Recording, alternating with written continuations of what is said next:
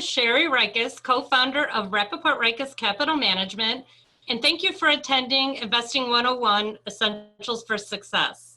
This is the third webinar in a series. We had our first webinar, which was Adulting 101, which was a few weeks ago. And if you missed it, you're in luck. We have a video for that. This is our second video and a webinar. And our third webinar, which will be in about a month, will be Investing 201. So today, Investing 101, we're just going to hit the highlights and the basics. So for some of you today, this might be a review, but hopefully you'll learn a few things with our webinar today. So it gives me a lot of pleasure to invite our speaker, David Rappaport. Dave, I could probably talk for about a half hour about Dave, but he has a lot to say today, so I'll leave it to a few moments. But Dave and I met in college, Go Illini. We both started at Arthur Andersen. Dave then went to Goldman Sachs. After Goldman Sachs, he went to Sanford Bernstein, where he recruited me. So we worked together at Sanford Bernstein for many years. And 15 years ago, we started Rappaport Reiches Capital Management. Rappaport Reiches Capital Management offers financial planning and money management. We have a mantra that we not only want to maximize your returns on your portfolios, but we want to maximize your return on life. So through all these years that I've known Dave, he has taught me so much about investing, and I know he's going to teach you a lot about investing as well. But throughout the presentation, we do have a Q&A on the bottom, so, or maybe on the side of your screen, depending on where you have it. So if you have any questions, please feel free to put it in the Q&A, and we will answer your questions at the end. So now I'm going to turn Investing 101 over to Dave. And thank you. Sherry, thank you so much. Thanks for your kind comments. I have learned so much from you as well. So here we are, Investing 101, the essentials for success. And every class starts with a syllabus. Don't worry, we're not going to have any homework, no final exam. But let's take a look at the questions we're going to cover. And as Sherry mentioned, our goal is to touch on the basics of investing, the whys and hows that will give you the tools you need to make smart decisions. And the irony here is that though we're just covering the basics, if you follow the principles we discuss, you'll do better as an investor than most others. And importantly, you'll be following your own plan and not trying to outguess or outthink what everybody else is doing. So why don't we start with the most basic question? Let's begin by considering what you want to accomplish as an investor. Why do people invest at all? And I'm curious how you'll answer that question. So let's start with a poll. Why should you invest? And you have three choices. I hope you get this right. So choice number one, you'll need the dollars in the future for things like a house or a condo or even retirement way off in the future, and your dollars today may be worth less than in the future. Number two, you want to get rich quick. And number three, your parents are pressuring you to do so. Okay, why don't you go ahead and vote, and then we'll take a look at your choices.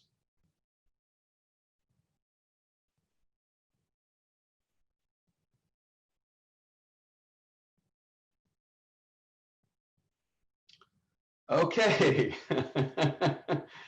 I think almost all of you chose number one, which is correct, though a handful of you are looking to get rich quick. So the right answer is number one, growing your wealth, for example, in preparation for retirement. And you want that wealth to grow because dollars may be worth less in the future due to inflation. And let's take a look at an example of the effects of inflation over time. So we go way back to 1913, and 9 cents would buy you a quart of milk. More than 100 years later, the same 9 cents would only buy you about 7 tablespoons of milk. So the value of your dollars had declined so much over that 100-year period. And here we are 5 years later, it's 2020. How much milk would that 9 cents buy? So I asked my youngest daughter that. She's a vegan. She gave me a look of disgust and she said, "Dad, cow's milk? That's gross. You should be drinking hemp milk." And so honestly, I don't know how much hemp milk you can buy for 9 cents, but I do think it's expensive. But the important point is you want to put money aside today, have that money grow so it's available for you in the future, and hopefully the purchasing power of that money in the future has kept up with inflation, or better yet, has beaten inflation. Now, when I say put it aside, I mean invest it. And there are three main building blocks to invest in: cash, stocks, and bonds. And each has beaten inflation over long periods of time. And let's take a look at how well each has done. If you invested $1 in 1926, congratulations, you're at least 94 years old, so please stay inside, stay safe. But that $1 invested in stocks did extremely well, growing to over $9,000. Bonds did okay too, growing to $175. And that dollar in cash, it grew to $22. All three areas, the capital markets, cash, stocks, and bonds, did beat inflation. You would need $14 by 2019 to match the purchasing power of $1 in 1926. Now you may be thinking, I do know the difference between cash and bonds and stocks, but you'd be surprised how many people aren't really sure. So let's take a look at all three, and let's start with cash. Now, we all know that cash is what we have in our wallets or purses. And having said that, maybe I'm showing my age. Nobody really carries around too much cash anymore. We pay for things with our phone, so I get it. But even using our phone, that cash is coming out of a bank account. And cash is held in bank accounts, either savings or checking accounts, or in bank certificates of deposit, or in money market funds. And the value of cash should not fluctuate. So $1 today invested in cash should be worth $1 in the future. Now, you've all probably have watched Shark Tank, and you know Mr. Wonderful always asks, how do I make money? And with cash, you get paid interest, and interest accrues on a daily basis. And since there's almost no risk with cash, the returns are lowest as well. And today, a bank savings account may not pay very much interest at all. Money market account may pay maybe 0.1% in interest, give or take. But you still hold cash because you value the certainty that it's not going to fluctuate. And that's important for a rainy day emergency fund, or if you need to use that cash for an expense that you have coming up in the next year or so. So let's turn to bonds. When you invest in bonds, you're actually lending money. Now, companies and governments borrow a lot of money, and they make two promises to you when you lend it to them. First, they promise they'll pay you interest, and usually that interest is a fixed amount paid to you twice a year. And that's why bonds are sometimes called fixed income. Second, they promise they're going to pay you back your money when the bond matures. Now, the value of your bonds can fluctuate if interest rates go up or down, or if the financial condition of the borrower changes. So, for example, if you invested in a bond issued by an airline a few years ago, well, today they're in trouble, and so the value of their bonds has gone down. But generally speaking, bonds are usually pretty safe. So we'll call them low risk and low return. And you invest in bonds for two reasons. First, they do provide more income than cash. And second, you'd want to invest in bonds as part of an overall portfolio because you just might not be comfortable holding 100% in stocks. And adding bonds helps smooth out the ups and downs of an investment portfolio. So let's take a look at stocks next. When you invest in stocks, you're buying shares of ownership in a company. You have equity in the company, and that's why stocks are sometimes called equities. With stocks, you're entitled to your share of what the company pays out in dividends, and dividends are just a portion of what the company earns each year, how much money the company makes in profits.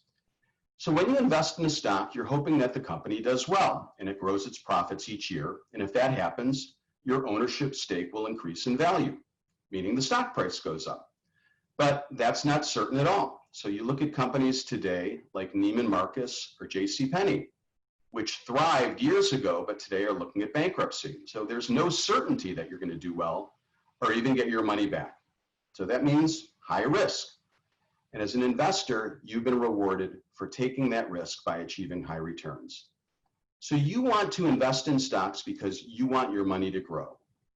But you have to have a long enough time before you'll need the money to ride out the inevitable downturns of the stock market. So don't invest in stocks unless you have at least 5 or 10 years before you'll need the money, hopefully even longer. And we tell our clients today, even during a difficult time in the markets, look, this is money that you don't need for a decade, maybe several decades. So today's prices are not going to change your life. You want to think long-term when it comes to stocks. And here's a fun way of looking at how stocks have done over time. And this chart shows the historical distribution of US stock market returns since 1926. And the performance years are stacked in order of the return range, so 0 to 10% and 10 to 20%, et cetera. The chart highlights that over a long time horizon, the market's positive return years have outnumbered the negative return years, with about 3 out of every 4 years being positive. But that means 1 out of every 4 years, stocks were down as well. And history shows that the stock market has rewarded investors who can handle the risk of those down years and stay committed through the long run. Now this goes back to 1926. Why don't we take a look at more recent performance? This time we'll look at both stocks and bonds.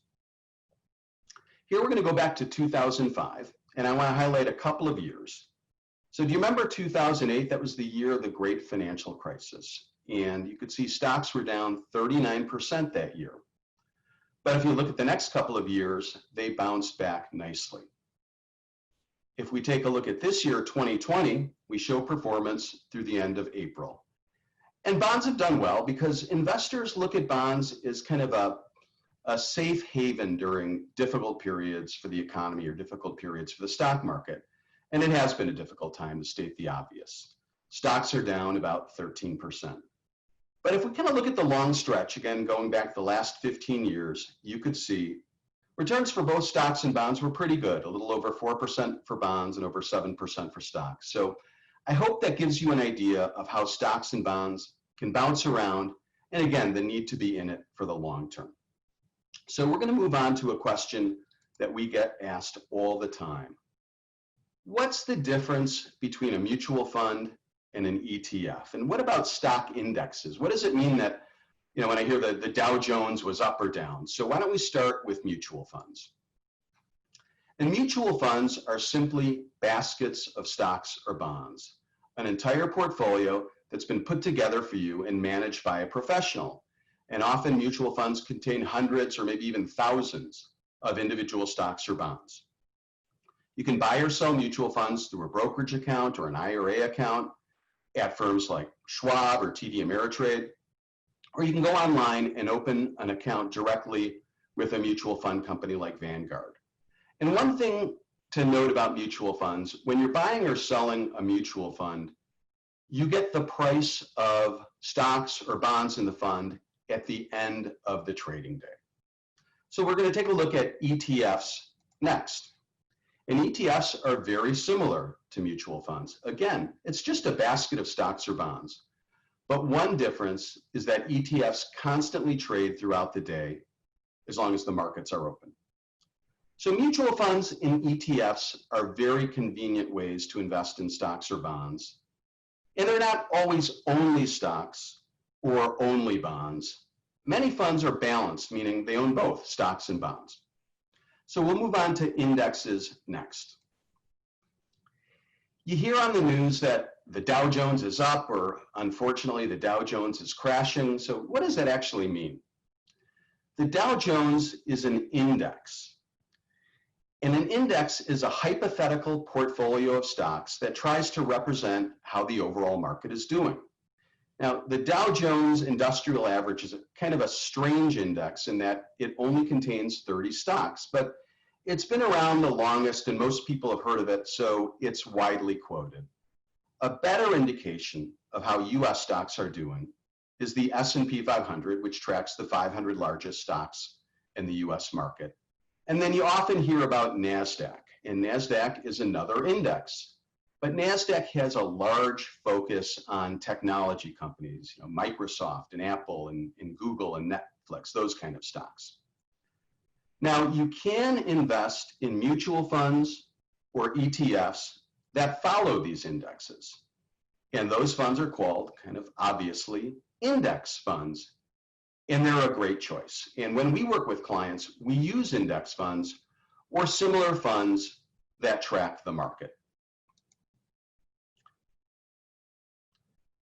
Now, another question that comes up is, should I buy individual stocks or do I have to buy diversified funds? And my youngest daughter always says, you know, those diversified index funds, they're not as exciting as buying individual stocks. Is it okay if I buy stocks of some companies that I really like? And I think what she really means is, should I buy Lululemon stock? She is a big consumer of Lululemon products. So let's take a look at the pros and cons of buying individual stocks.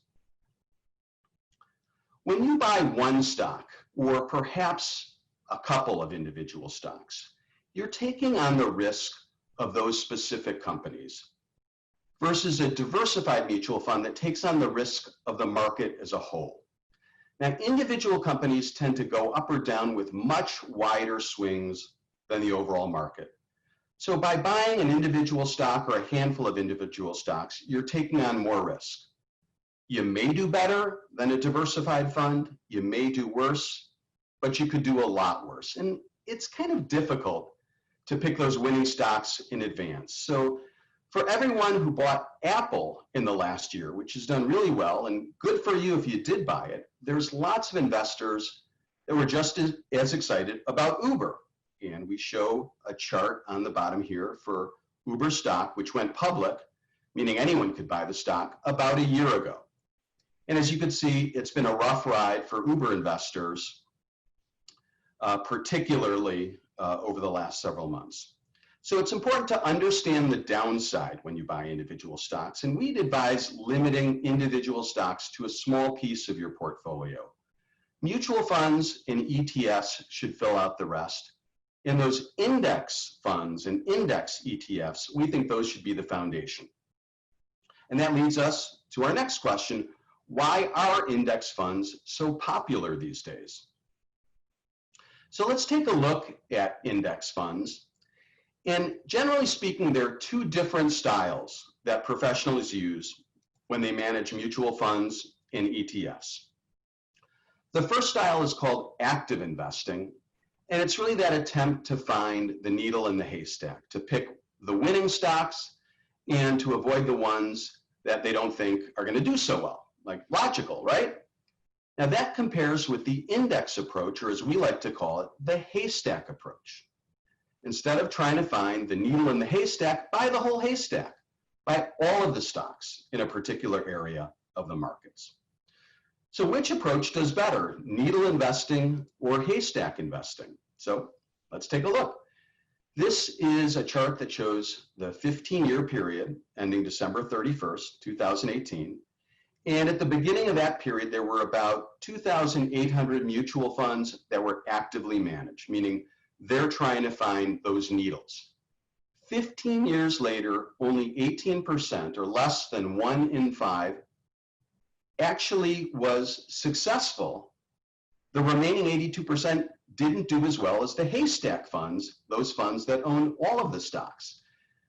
And there are a couple of reasons. The first is the needle funds charge much higher fees, and higher fees lower your returns. And the second, and most importantly, it's hard to beat the combined thinking of all the other investors that are in the market. And so now that's a good introduction to our next question.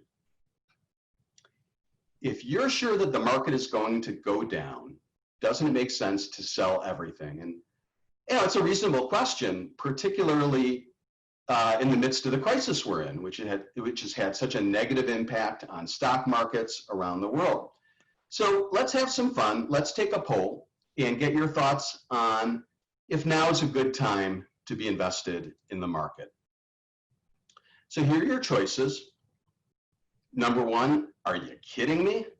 Middle of a pandemic. Number 2, yeah, maybe, you know, stocks are cheap, so could be. Number 3, I'm only going to invest in Bitcoin. And number 4, you can't predict where the market's headed. So, yep, think long term and get started. So let's go ahead and vote, and we'll see what your answers are.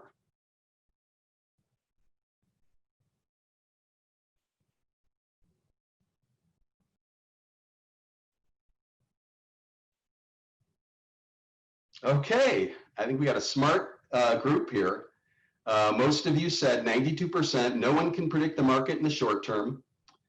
So think long term and get started. That's terrific. 8% of you said, I guess stocks are cheaper, so maybe it's a good time.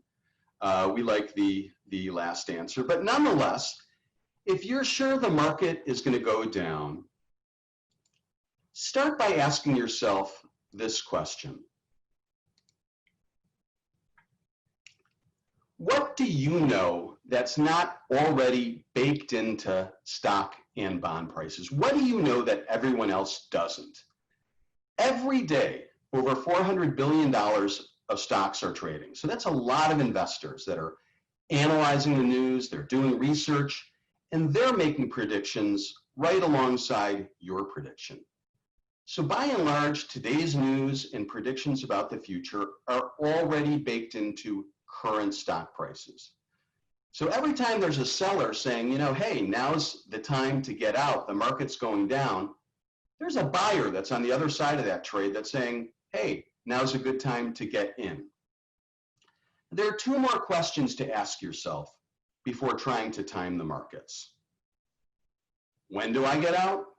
And when do I get back in? And let's use the COVID pandemic as our example. So this chart shows the performance of US large company stocks for 2020. Now, during the beginning of the year, stocks were doing well, continuing the really good performance of 2019. Then in mid-February, we all became aware of the coronavirus.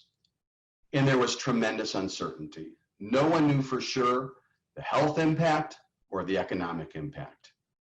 Would you really have known to sell at the peak in mid-February before the big drop? I'm not so sure. Most investors actually end up selling at the point of most pain, which is when things are at the bottom. And the market did drop quite painfully, down 34%. But let's say you were sure the market was going to go down, so somewhere along the way you did sell. Now, you might think that you wouldn't have the same sort of stress and anxiety of those that didn't sell, right? Well, not exactly. I think you would have been stressed trying to figure out, now that I've sold, when's the right time to get back in? And trust me on that, I've seen it. So the market bottomed right around the 3rd week in March. Would you have bought back in then and participated in the 31% rally up? I'm not so sure. That was a tough decision to make. And don't forget, this was all happening so quickly with 5 or even 10% moves on a daily basis. So here's why we think the better way is not to try to time the markets, even if you have a hunch or intuition, but to stay disciplined for the long term. Markets usually bounce back after big downturns. And this chart takes a look at how US stocks have done 1 year, 3 years, and 5 years after 10% market declines. That's the first chart on the left, and then 20% and 30% market declines. And you could see historically there have been big comebacks after big downturns. So hopefully that provides a good backdrop of some of the essentials you'll need as an investor. So let's turn to our next question, which is, how do you get started? Now, hopefully many of you that are listening are working. Maybe you're working from home, but hopefully you have jobs, you will be working soon. And the best place to get started is usually at work. Now, most companies offer retirement savings plans, and they're usually called 401k plans, and they allow you to take a portion of your salary and invest that for retirement. And the good news is you don't have to pay income taxes today on that portion. And often companies will even kick in some free money into your 401k. That's called a match. And we encourage you, take advantage of company matches. Now, if you do have a 401k plan at work, we get asked all the time, what do you invest in? And we hear that, my 401k plan has so many choices, stock funds and bond funds, and I don't know what funds. So a great option is a target date fund, which is what most 401ks offer. Now, you pick the target date fund that matches when you want to retire. Let's say you're 25 and you think, what the heck, I'll work till I'm 65. That's 40 years from now. So that's 2060. So choose the 2060 target date fund. And as the chart shows, these funds start out with a big chunk invested in stocks, that's the blue, during the early years, and they gradually switch over to more safe bonds and cash as you get closer to retirement. So you don't need to be worried about making all those changes yourself. The next step in getting started is to build up a rainy day emergency fund. So unfortunately, if you do lose your job or you have unexpected expenses, you'll have this money available. And look to have 3 to 6 months of living expenses in a rainy day fund. And you want to invest this money very conservatively in cash, via a money market fund, or a bank savings account. So, okay, you're saving for retirement in your 401k. You've built up a rainy day fund. Great start. So you're getting an A so far in Investing 101, but don't stop there. You want to keep saving and investing for the long term, and a great option for long-term investing are index mutual funds and ETFs. So you remember those? Those are the Haystack funds that track the markets. So look to either a balanced index fund, and that's a fund that owns both stocks and bonds, or an all-stock index fund. But always remember, this is long-term money, and you don't want to invest in these funds unless you won't need the money for years and years.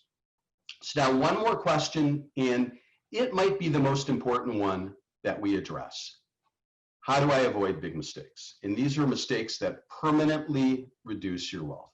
They're mistakes that are really hard to come back from. Now, we've talked about choosing the right investments, cash, stocks, or bonds, based on your time horizon for investing. We've talked about thinking long-term and not trying to get in, or not trying to time when to get in or to get out. But perhaps the best way to avoid a big mistake is just simply don't put all of your eggs in one basket, and that means diversify. When it comes to long-term investing, you want to own more than a few individual stocks or a few individual bonds. You want to own lots of areas of the market. So you start with stocks and bonds, and you want to be diversified in those categories as well. You'll want to own US stocks, and international stocks, and emerging market stocks, which are stocks of companies in rapidly developing economies like India or China. You want to own different types of bonds as well. Now, being diversified may stop you from hitting the ball out of the park, but it also prevents you from striking out, and it provides a smoother ride along the way. So we have a pretty fun and colorful chart next that shows the importance of diversification. Now, this looks at the last 15 years, and each of the colored boxes represents one of those different areas of the capital markets. The highest returns each year are on the top, and they descend to the lowest returns, but I don't have them labeled because I want you to take a guess. So we're going to take a look at the year 2009. Now that's the year coming out of the great financial crisis. So you can see the box at the top of 2009, the best performing area was up 79%. So I'm going to see if you can guess which area that was. So we're going to take another poll. And you have 4 choices. Was it US large company stocks, US small company stocks, emerging market stocks, or real estate stocks? So go ahead and vote, and we'll take a look at your answers.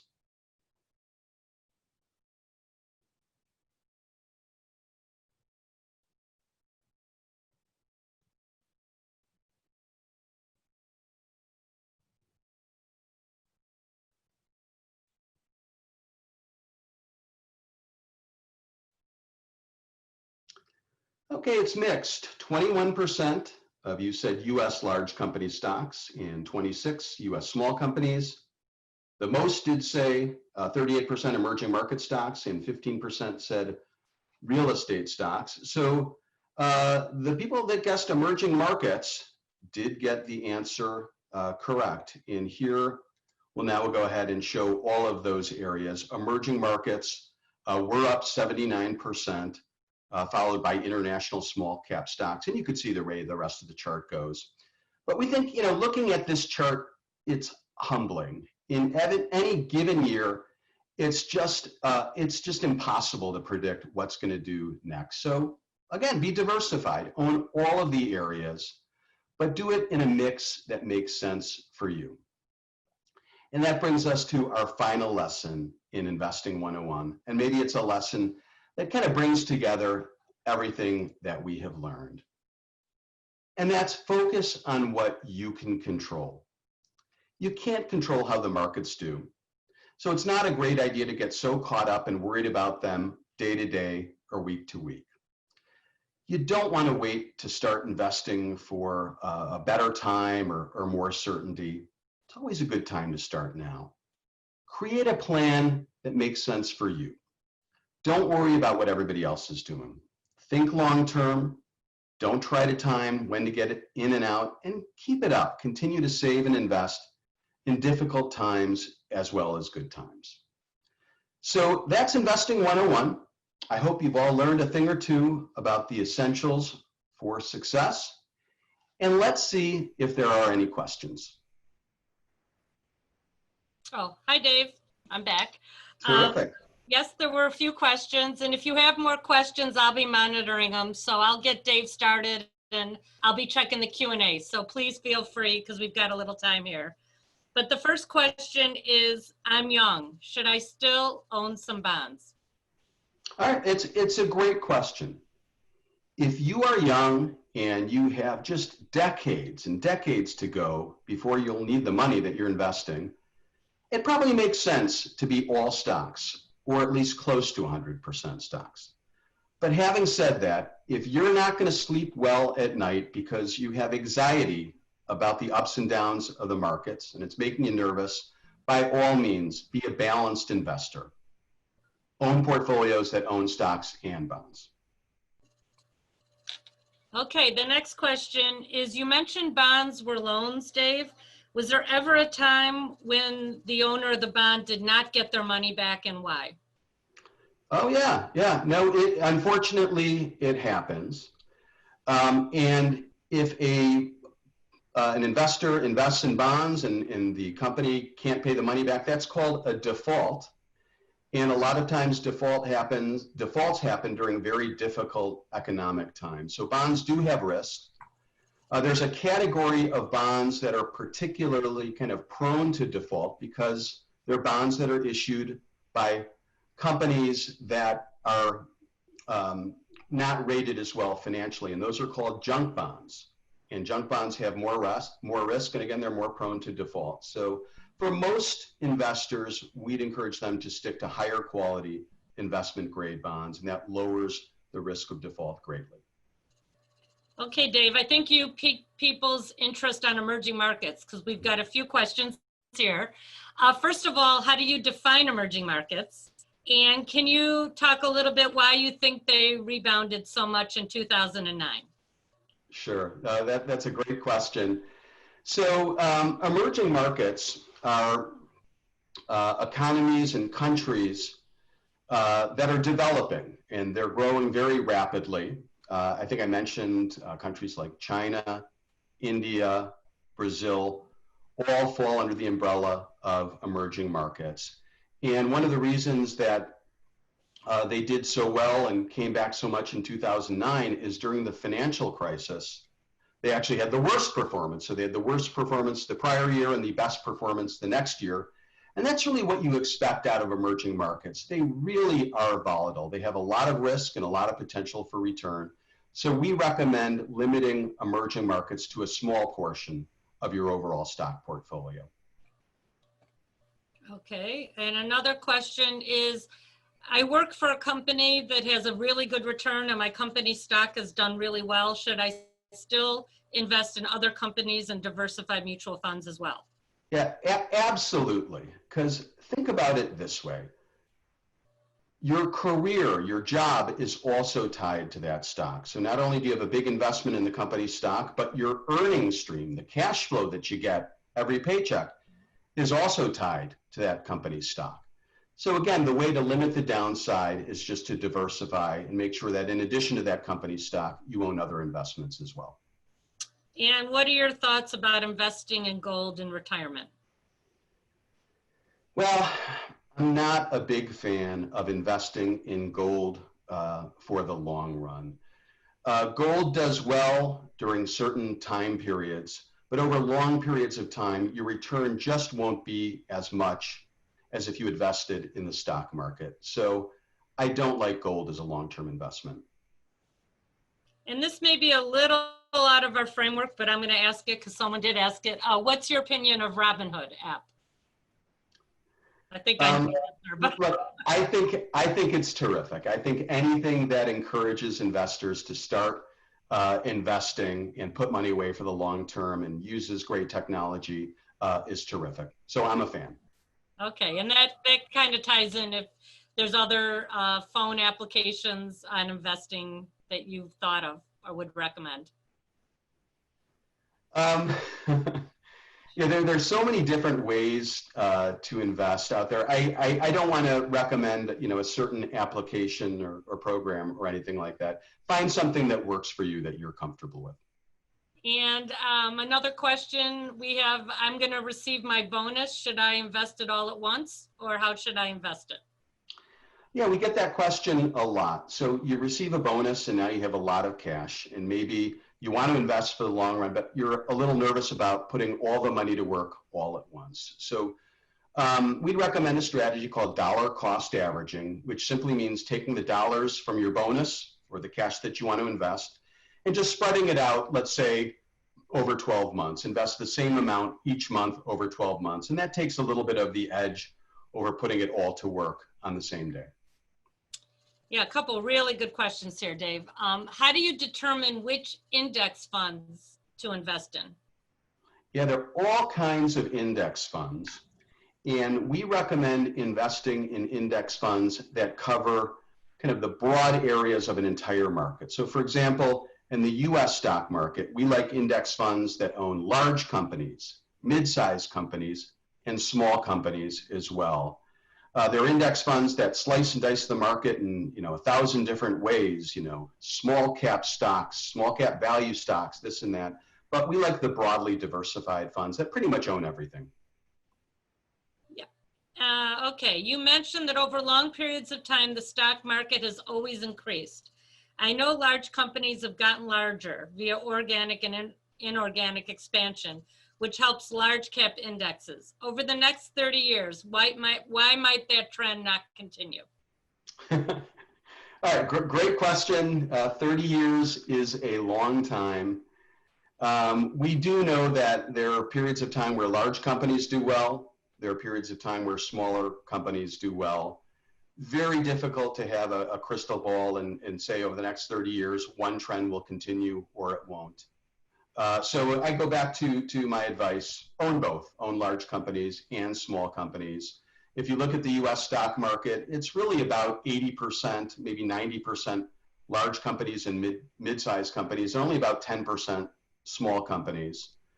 Some of the research shows that over longer periods of time, smaller companies do have an edge over larger companies. But as I think you pointed out, we haven't seen that lately. But things very well may revert to the mean, and you may see smaller companies do better than larger companies. Again, own them both. Okay, and I think, and if you have more questions, bring them in, but this might be a good one to end. We've got a few more things after this, but Dave, are you expecting a market correction from current levels? I think I get this question in my sleep, so yeah. Let me know the answer, Dave. I've been waiting for this answer. I knew. I wish I had a great crystal ball. I don't know. I'm very skeptical of anybody that is very certain we're going to have another crash or another correction followed by a rebound or this or that. It's just too difficult to predict. And again, that's why if you're going to own stocks, you have to be in it for the long run. Great. Well, thanks, Dave. And if you have any more questions, please put them in the Q&A and identify who you are. We have your emails. We'll get back to you. But, you know, as they say, there's no such thing as a free webinar. So I'm just going to briefly tell you a little bit about Rappaport Ricus Capital Management. As I mentioned before, maximizing your return on investments is very important, but we really strive to maximize your return on life. We've kind of come up with a solution with 5 pillars here. The first one is we really help you and help our clients get organized. Often there's a lot of paperwork, you have your will, you have your taxes, you have a lot of information, a lot of insurance, but you never really have taken the time to get that organized. We've even seen people come in with shopping bags of information. So the first thing we want to do is clarify and get things organized. The second piece of the puzzle is working with our clients to really incorporate their values. And sometimes this is the first time that we hear from our clients that someone's just asked them that. And I think during this pandemic, it's a really, really good time to figure out what's important to you. And I always quote my dad who says, you can have anything you want, not everything. So pick what's most important to you. The third piece of our plan is a comprehensive financial plan where we look at everything and try to answer the most important questions for our clients. When can I retire? Am I on track for retirement? And what can I spend at retirement? Those seem to be the questions, and we do a 30-page plan to answer those questions. We implement our plan through this value-added index strategy, and I think Dave mentioned a lot of the benefits of index. We take it to the next level. We call it value-added, and for those clients, you understand what that is. For those that don't know what the value-add is, we're going to leave a little piece of that for Investing101, and we'll go into what we mean about value-added indexing. It's very much an index strategy with just a little value-add. But the best plans and clarifying your situation really don't work unless that's constantly monitored, updated, and ongoing monitoring, because we've seen life change for many of our clients in the last 2 months. We've seen things change in the years with our clients. So we don't just do a plan and put it on the shelf. We continue to ongoing monitoring and updating. So hopefully you enjoyed this. You learned a little bit. We are continuing with our webinar series, and this is going to be a great one, Cybersecurity, Protecting Your Financial Information. There is so much going on out there on protecting your financial information. The hackers have gotten very sophisticated. They have time. They're sheltering in place. They're spending more time at home. And so we have some of the key people from Charles Schwab, as well as our great Director of Operations, Karen Asbra. A lot of you probably know her. And we're going to spend some time and give you some tips to keep your information secure, because it's so important to do that. So again, on behalf of all of us at Rappaport Ricus Capital Management, thank you for attending. And there's a few more questions here. We will try to get back to you, and hope everyone has a good evening. Thank you.